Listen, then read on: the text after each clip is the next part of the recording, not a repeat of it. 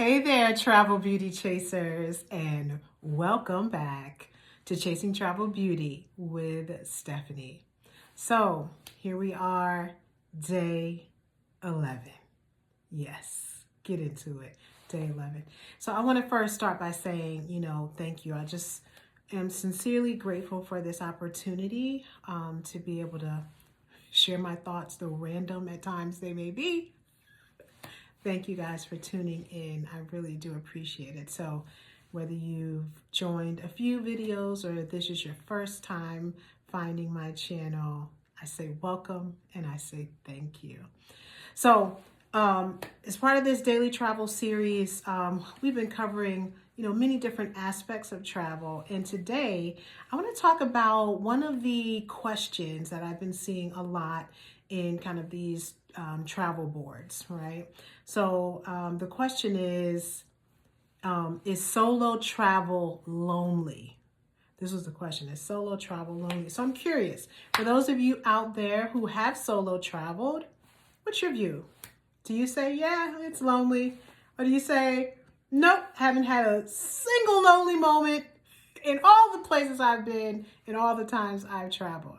I'm curious to hear and learn about what your experiences are with solo travel. And for those of you who haven't traveled solo, are you not doing it because you think solo travel is going to be a little lonely? And so you're like, not for me. I'd love to hear about that as well. So as I thought about the question, I said, I wanted to be really reflective, thinking about my experiences. So I've been to almost 40 countries. I've been to almost 50 countries. And when I think about that travel, I would say probably, I need to go do an accounting of this, like really add it up. I would say though, maybe 70 to 75% of the trips I've taken have been solo. These are my international trips. So when I say nearly 50 trips, I'm talking about really 50 countries. There have been more than 50 trips that I've taken because I've gone to countries multiple times. But 50, my almost 50 countries, I would say 70 to 75% of that has been solo travel. So I thought about it. I said, yeah, I guess, if I were answering this question and right now, since I'm the one on the screen, I'm answering the question. Transparently, yes, of course, I would say there are times when solo travel will, and for me personally, there have been times where it has been lonely. I would say for me, I get around like day 11 and I start feeling like, okay, I want to get back to my real life, But for the most part, I would say it doesn't necessarily feel lonely. And we'll talk a little bit more about like the difference between loneliness and solitude, like two different emotions, two different drivers, but both can happen, right? So I think what's important for people to know, if you have been on a solo trip and you have felt lonely, or even if you haven't been on a solo trip and you've been with your whole family, you still feel lonely. Know that loneliness is not about, whether we're solo or not. Loneliness, I think, really is about the human experience, right? One of the definitions I saw said that loneliness happens, it's that gap between the connections we want to have versus the connections we actually have. And when the connections we actually have don't rise to the level of the connections we'd like to have, that's the space where loneliness comes in. And so, when it comes to, I would say, chronic loneliness, this was one where in 2023, the Surgeon General said that like chronic loneliness was an epidemic. He called it a potential epidemic in the US. And this is because of all of the negative experiences that can happen as a result. So, when you're having chronic loneliness, there's an increase in depression, an increase in anxiety. What are some of the other things they say? There's a increase in poor sleep habits. There's a weakening of the immune system. So significant, not trivial, really significant impacts that can happen as a result of loneliness or chronic loneliness. And I think, it's one of the reasons I feel so passionate about doing this channel, and really it being less about like, let's just talk about a trip and let's just talk about itinerary, but really more around building community so that like no one has to, live in that space of chronic, ongoing loneliness.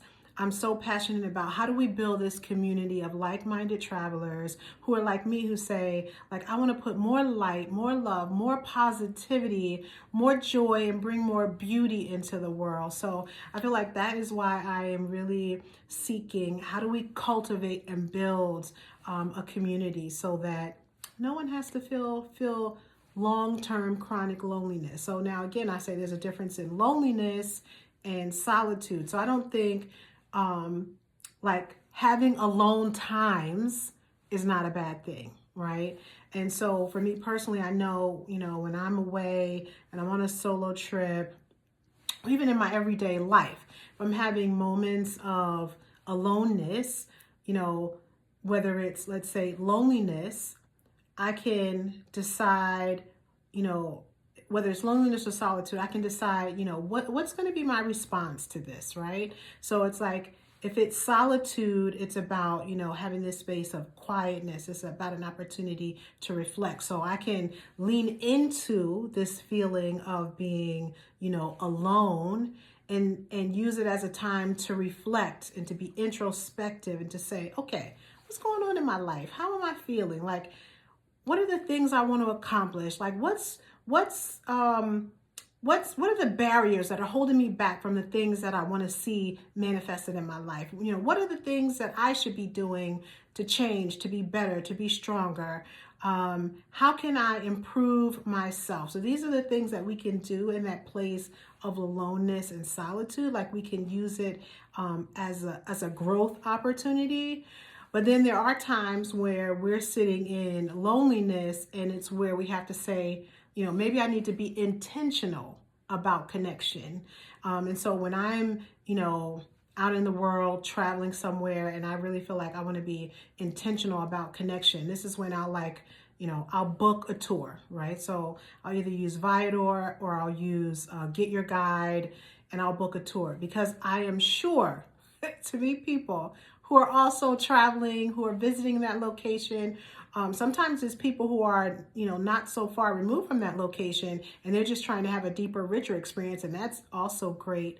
But it gives you a connection point where it doesn't make the conversation of meeting a stranger so hard because you already have something built in that you have in common. And so this is where I have the opportunity to connect with strangers who can sometimes become, friends. So, and if I don't, let's say book a tour, sometimes the best thing to do is like strike up a conversation with the locals, right?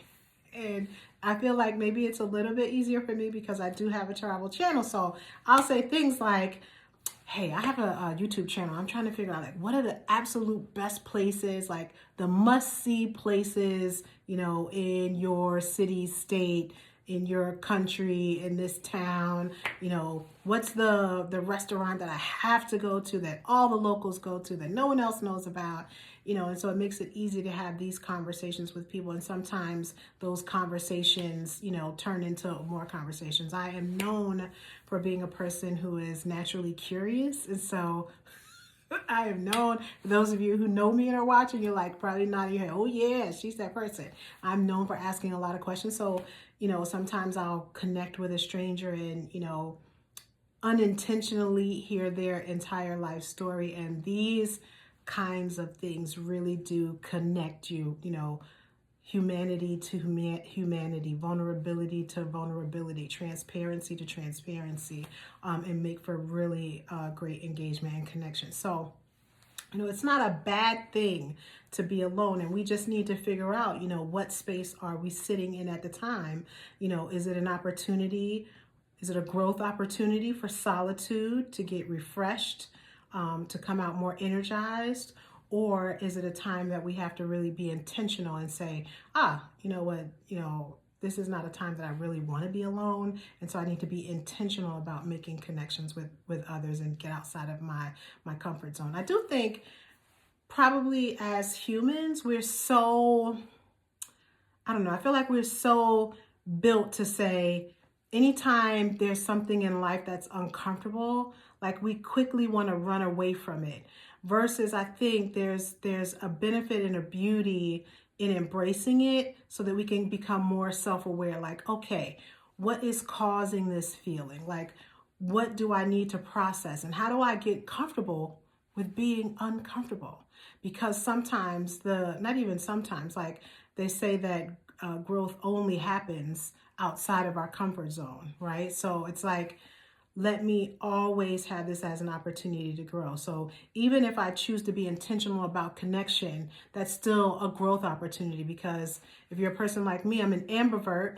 Like, I can get out there and engage, but I'm very friendly, very, very friendly. But I'm not the person who goes out like, kissing babies and shaking hands. Like, that was my mom. Like, she never met a stranger. Like, every single person she would talk to, I always admired that. And sometimes I'm like, God, Mom, they didn't even want to talk to you.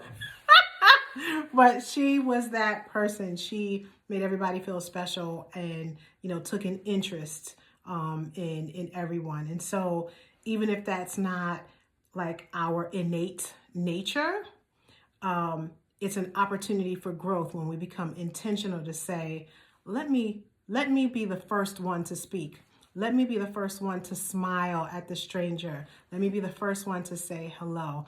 And I do feel like when I'm outside of the country, I feel like I'm a little more outgoing. I don't know why that is, but I have more of that intentionality about connecting with others. So again, it's an opportunity. We can, lean in one way or lean in the other, depending on where we are in that space. So I would love to hear, your example. So if you've solo traveled, have you experienced those times of, feeling either loneliness or feeling that solitude? And if so, like, what was your approach? Like, how did you manage it? Like, how did you make it work for you? Because I really would love to see that in the comments so that we can really be an encouragement for the people who haven't solo traveled, the people who, maybe they don't have people to necessarily that can just jump up and travel, but they want to, but they haven't because they're like, I don't want to do it solo. Like, let's encourage them. Let's let them know you can do it, you can make it through. And even if you have those moments of discomfort, you'll be okay. You'll live through it. You'll be better for it. You'll be stronger for it. So I really want to encourage those of you who haven't done solo travel, give it a try. Give it a try. See how it works for you. Let it stretch you in new ways. Let it open up your mind to an experience that you haven't had before. And for those of you that are and have solo traveled, I'd love to hear, what are your tips and tricks? What are your ways of being comfortable with being uncomfortable in the solo travel journey? So I'm gonna maybe share at the end of this some of the nearly 50 countries that I've traveled to solo, so you can take a look at that. But with that, well, friends, we have reached the end of our time together today, but there is no need for sorrow, because you guessed it, I'm going to be right back here to see you tomorrow. But until then, keep chasing travel beauty wherever your journeys may take you. Thanks so much for watching. Please be sure to like, to comment, to subscribe, to share with your friends. Again, the goal is, how can we build community? Let's build community. Let's leave no one having chronic loneliness. Let's connect. I want to connect with you. Thanks so much. Thanks for watching.